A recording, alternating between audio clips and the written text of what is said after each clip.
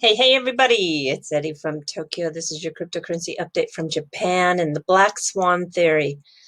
It's a metaphor, and it describes an event that comes as a surprise.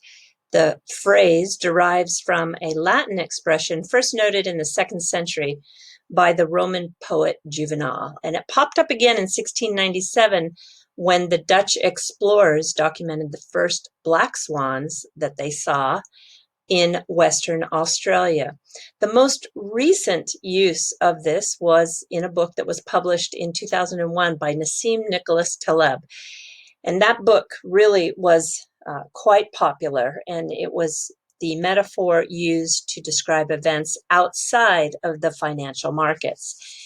So I'll never believe that this current black swan was planned, nor will you ever convince me that this is fake news. It's real, it's happening, and in this situation, it requires us to go way beyond the reliance on elected or self-appointed powers to be. For one of the best responses I've heard so far, and yes, I am jet lagging really bad. I have been up for almost 2 days in a row, just with a little bit of sleep. I'm all messed up. I was actually up for 24 hours without any sleep. And I happened to listen to the statement, very long one. It's a video, it's about 2 hours long, by the mayor of New York City. This is Bill de Blasio. Now, I don't know a lot about him, but I found that what he had to say hit me very strong. And I think it will give you that same feeling. In a nutshell, if you don't have time to listen to it, the solution for this is going to come from the people. And that is what is going to be required to solve this crisis. In other words, don't rely on anyone else. I'll put a link to it in the description below if you have time. I think it's a very good message. So I know that there will be a vaccine, and I know that we'll eventually look back on this with a lot of lessons. But I want to also draw some correlation that it goes for the same when we talk about the success of Ripple the company and XRP the digital asset. This is a work that is basically a startup, and it started up in San Francisco, a place, lucky enough to have a lot of VC money, a large concentration of it, and along with that, skilled engineers from around the world, and the minds that are influenced by living in the Bay Area. Bay Area is a little bit special because it thinks outside the box. That is not only normal, but that is what is expected. Having lived there, gone to school there, I am a product of how it shapes you. And failure is actually okay. Quitting is not.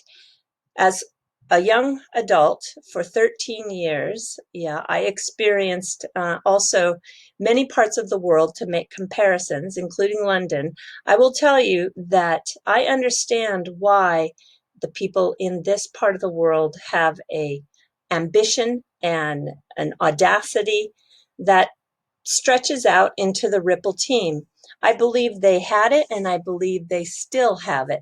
Ripple was not chosen. This company has been built by people who are working very hard to realize the vision. Current positions, as you can see from their job board, they span from London, Singapore, Sao Paulo, New York, Dubai, Tokyo, to San Francisco. Engineers, sales, operations. You can see that also in Bank XRP's video that he uploaded recently. Well, actually, I think it's back from March 14, 2018. Yeah, it's making the rounds for some reason. A lot of people are passing this around on Twitter as of late. But he answers questions from the South Korean audience and explains that he spends a large amount of his time talking to customers and talking to regulators. And I want to focus just a moment on South Korea, and I'll explain why. When Chris Larsen came to Tokyo many years ago, he actually met with Mr. Yoshitaka Kitao, and according to the video that I watched with his video message at the XRP Community Tokyo Meetup, they did a deal, a joint venture, a partnership that same day. And Chris, I think, was very lucky to have asked Mr. Kitao because SBI Ripple Asia was formed. I'm not sure if you've seen this. It's a very long video as well because they go in and out of some of the events that occurred over a 5-hour period. Anyway, I'll put a link to this in the description too, and you can see. Maybe if I move myself up here, I can show you there. Okay, so when you watch this video, sometimes you'll see nothing but a screenshot of the website. It's because it was done live, and they show some of it and some of it they do not. So you have to kind of go in and out of the video to see the points. Anyway, having struck an agreement right then and there, as Chris says, the growth of Ripplenet XRP on-demand liquidity began in Asia. And I think you know that one of the advocates for the Ripplenet technology and the digital asset XRP is SBI Holdings. And as outlined in May 2016, the aim was to lead global expansion, not only in Japan, but from Japan. And that was in the press release that went out. So SBI, you need to understand that SBI is a sales arm to Ripple in Asia. It's a solutions partner. And as a solutions provider, we are going to see that expansion. You can see here that the expansion will go into Korea, Thailand, Vietnam as well. And as explained in 2017, you can see that this was an announcement with SBI and the Siam Commercial Bank. It was the goal at that time to increase the network of Asian financial institutions to utilize the Ripple solution. Now, the SCB, the Siam Commercial Bank, is utilizing Ripplenet with actual transfers. And in October 2018, SBI Ripple Asia launched MoneyTap. This is a mobile app that is also using the Ripplenet technology, and it is actually in the works right now. It's working in Japan. And then if I take you to November 15th, 2019, this is when SBI launched the first money transfer service using Ripplenet to the TP Bank in Vietnam. This is a bank that SBI took a stake in for their strategic growth. And in this article that comes from March 9th, you can see that they cite Ripple starts Asian expansion with notable moves in the Philippines and South Korea. Well, I think that the start has been underway for a while, but there is something to note here. Azimo in the Philippines is using on-demand liquidity, which is the digital asset XRP. And in South Korea, they have 3 partners, Centby, Hompass, and Wireberry. Okay, allow me to show you something, and that is the reach that SBI has in Korea. This is the SBI Savings Bank Korea, 99.03% wholly owned by SBI Holdings Group, and it currently is engaged in general operations. It has 20 branches throughout Korea. It's actually the largest Korean savings bank in terms of its total assets, deposits, and loan balance. And there are 2 jobs in particular on the Ripple job board that I want to highlight in this video. The first one is a project manager for SBI Ripple Asia to coordinate a small team to integrate engineers, solution architects, and sales personnel to implement Ripple software at client sites. And do notice that one needs to have excellent communication skills in English and Korean. The second job is an integration engineer for SBI Ripple Asia. It's going to be based in Tokyo, and it is for the sole purpose to accelerate the adoption of Ripplenet in Japan and Korea. So SBI Ripple Asia is growing rapidly, it says, and they are looking to scale up their customer delivery. This is not to introduce. This is to accelerate on what they have already started. This person will become an expert on the Ripple product suite. And since Korean banks and payment providers are the main customers, as it says, for this role, the Korean language skills are desired. So what I'm trying to say here is that this is a matter of a lot of hardworking people. And no, Ripple is not going to be just handed a position in this crisis that has been a pre-planned event. They're going to stay focused on their goals, and they're going to keep their nose to the grindstone, and they're going to keep working at it. I have another video to do today. I want to talk about the IPOs in the crypto space, Bitcoin, India, because there's a lot going on in India, not only with regulation, but also with Yes Bank, which is a Ripple partner. Their assets have been frozen. There's a Ripple partner, TerraPay, that received a big investment. And I want to look at some other jobs too that are listed for Ripple, including some positions in the Middle East and Africa, and a senior manager for liquidity, on-demand liquidity. It tells us where we're going. So I think I just didn't want to muddy the waters with all of this news in one video. That's why I took this out. I felt like I really need to say what I have said, because the piles of XRP that will sit around the globe to facilitate this on-demand liquidity ultimately is going to have a significant impact on the supply of XRP. And it just doesn't happen because of some looming crisis. It's going to happen through good old-fashioned hard work. So that is my message in this video. All right, I'm going to jump to a little flop because, yeah, first I just wanted to take a look at the current market here in Tokyo. It's still down, but it seems to be holding its own. It's only down about a 1.5% or 300 points. That, you know, in Japan, they take a lunch break. I don't know if you know that, but you can see here from 12 to 1, the market closes and they take a lunch break. That's good, you know?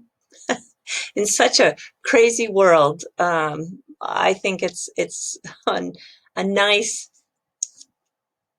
break that you need to give it a rest for 1 hour in this, especially in times like we're having right now.